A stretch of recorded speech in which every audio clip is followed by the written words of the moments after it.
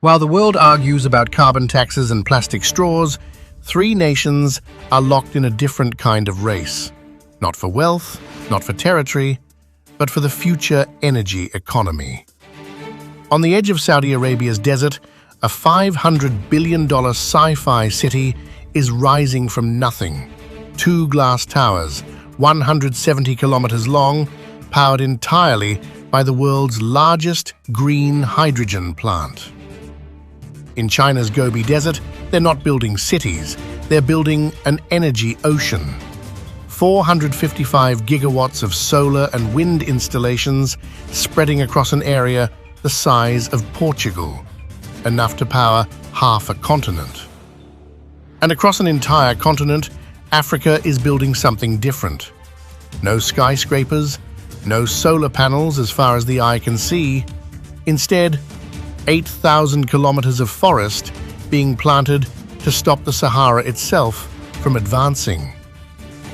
The 2026 to 2030 megaproject race isn't just about saving the planet, it's about who will dominate the next energy economy.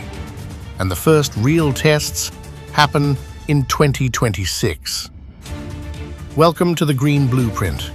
I'm breaking down the stories mainstream media won't touch, the real drivers of global sustainability and climate action. Today, we're exploring something massive, the trillion-dollar race. Three nations, three megaprojects, one future energy economy. If you care about where global energy is headed, hit that subscribe button and turn on notifications. We cover stories like this every week. Let's break down the three biggest bets on Earth's future. First, Saudi Arabia's NEOM and the Line, the planet's most ambitious urban project. Here's the vision. Imagine a city with no cars, no noise pollution, just 170 kilometers of pure vertical living. Two perfect mirror towers, each 500 meters tall, separated by 1.2 kilometers of green space. They're calling it the Line. And by 2045, it will house 9 million people.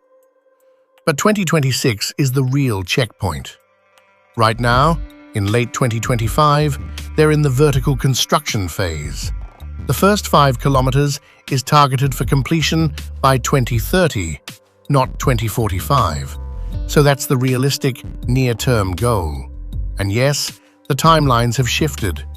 The original plan promised 1.5 million residents by 2030. Now, it's 300,000 in the central 5-kilometer segment. Has the project been downscaled? Officially, no. Realistically, timeline adjustments are ongoing. But here's what is real: the green hydrogen plant powering this entire system. This is the world's largest green hydrogen facility ever built, and it's 80% complete as of early 2025. By mid-2026, the 4 gigawatt solar and wind power generation is complete. Then, the electrolyzers come online.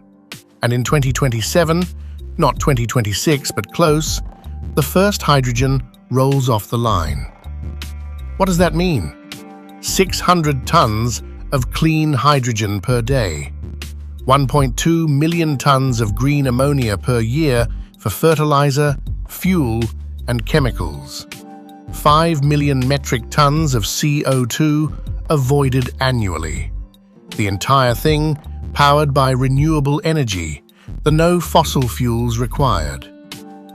This plant alone costs $8.4 billion. That's shared by NEOM, Air Products, and Aqua Power. It's not a theory. It's being built right now. Hydrogen is the missing piece. Batteries are great for cars and grids, but they don't work for heavy industry, shipping, or aviation. Green hydrogen does, and whoever scales it first wins a trillion-dollar industry. Saudi Arabia is betting that NEOM will be the hub, that companies will move their production here, that the world will follow. The risk? massive cost overruns, constantly shifting timelines, and a desert location that's 2,000 kilometers from any major market. The reward? If it works, they own the hydrogen economy's future. Second, China's gamble is the opposite. Not concentrated, not a single facility, but massive, coordinated, and already winning. 455 gigawatts of solar and wind capacity spread across China's northern deserts, the Gobi, Kubuki, Tenga, Badain Jiran, and others. To put 455 gigawatts in perspective, that's more clean electricity generation than the entire power grid of any developed nation outside China. It's more than India's total electricity capacity, and it's real. Here's why calling this the Gobi base is misleading.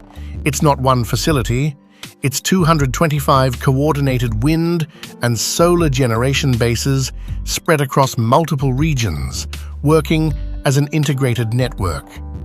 But the anchor projects are massive. Kubuki Solar Warm, 3 gigawatts, expandable to 100 gigawatts, completed 2025. That's equivalent to 20 nuclear power plants worth of daily generation. Tianshan North Slope Gobi Energy Base in Xinjiang, 14.2 gigawatts, mixed renewable and thermal, grid-connected 2025. Its one transmission line, the Xinjiang-Chongqing ultra-high voltage line, delivers power 2,000 kilometers to Sichuan and Chongqing. Ruoqiang PV project, 4 gigawatts, already connected to the grid in December 2024. These aren't renders or promises, these are operational plants. Here's the schedule. 200 gigawatts of the 455 total by end of 2025, already mostly complete or coming online. Remaining 255 gigawatts by 2030. So, by 2026, more than 200 gigawatts will already be feeding electricity to Chinese cities via ultra-high voltage lines. This is where China's approach gets brilliant. Instead of building solar panels and hoping for the best, they built a transmission backbone first. Ultra-high voltage lines, UHV, can transmit power thousands of kilometers with minimal loss. Kubuki is in Inner Mongolia. The users are in Shanghai, Beijing, and Guangzhou. UHV solves that distance problem. Cost: approximately $48 billion for the entire 455 gigawatt initiative. That's roughly $105 million per gigawatt. Cheaper than nuclear, cheaper than coal retrofit. China's strategy has a flaw. These are scattered across deserts. They require perfect weather conditions, sunny days, and windy nights. They create grid stability challenges. But they solve one problem brilliantly. They're getting to scale fast. 200 gigawatts is real. It's operational. The land is already being dual-purposed, stabilizing sand dunes while generating power. And they created 300,000 construction jobs so far. By 2026, that number will be in the millions. Third, Africa's approach is the oldest solution in the playbook, but at a scale never attempted before. The Great Green Wall, 8,000 kilometers of forest being planted across Africa's Sahel, from Senegal to Djibouti and expanding continent-wide. Not solar panels, not wind turbines, just trees, shrubs, vegetation, and regenerated land. A living, breathing wall against the Sahara's expansion. Here's what they're targeting by 2030. 100 million hectares restored, 250 million tons of carbon sequestered, 10 million jobs created. Total investment needed, $33 billion. As of 2024, flurry million hectares had been restored. That's equivalent to the size of the Philippines, and they've created 3 million jobs already, paying local farmers and communities to restore their own land. Ethiopia has reclaimed 15 million hectares. Nigeria has restored 4.9 million. Senegal planted 11 million trees. These aren't small-scale projects. These are nation-transforming efforts. At the current pace of 5 to 6 million hectares per year, the Great Green Wall will be roughly 35 to 40% complete by 2026. That means 35 to 40 million hectares restored and about 4 million jobs created. Is this project on pace to hit 100 million hectares by 2030? Probably not. The realistic target is 40 to 50 million hectares by 2030, with funding gaps being the main constraint. As of 2023, only 2.5 billion of the promised 19 billion had actually been dispersed. But in November 2025, a new $222 million fund was launched, Suragwa, specifically to accelerate progress across the Sahel.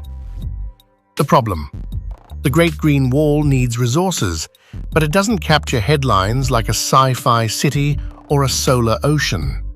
It needs political will and sustained funding, not one-time announcements.